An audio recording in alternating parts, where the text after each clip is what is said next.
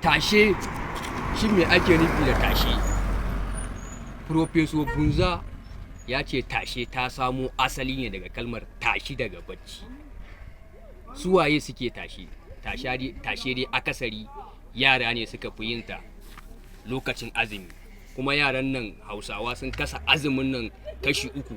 Sun ce akwai 10 na marmari, akwai 10 na wuya, akwai 10 na ɗaukin sallah. To tashe ana yin sa a 10 na wuya ne, ba yin sa a 10 na marmari. Ana yin sa tun daga 10 na marmari, tun daga 10 na wuya wato 10 na tsakiya har zuwa ranar sallah. Duk ana tashe a wannan lokaci.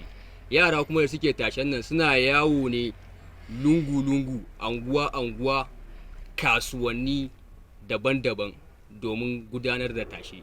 Ana tashen nan ne ma masu azumi domin sauƙaƙa musu da kuma daɗaɗa musu ji cewa tamkar ba su yi wani abu mai suna azumi ba. Idan suka yi tashe sannan kuma a ba su sadaka wanda ba za su raina ba. Tashe dai al'ada ce ta malam Bahaushe wanda ta samu asali gabanin zuwan musulunci.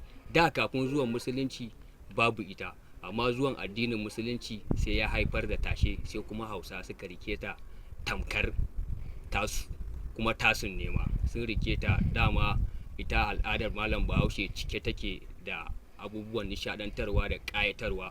Ina mai ba mu shawara kuma kan cewa mu saya mu yi sayin daka mu rike al'adunmu na gargajiya. In ba haka ba za su dishashe, dan akwai wasu wasannin tashe da suka dishashe wayanda ba a san su ba ma.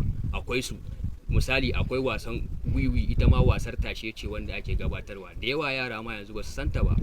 Ina mai ba mu dama ko kuma ina mai kiran mu cewa mu rike tashe hannu bibbiyu, mu rike al'adunmu na gargajiya ma gaba ɗaya, ba ma iya tashe ba.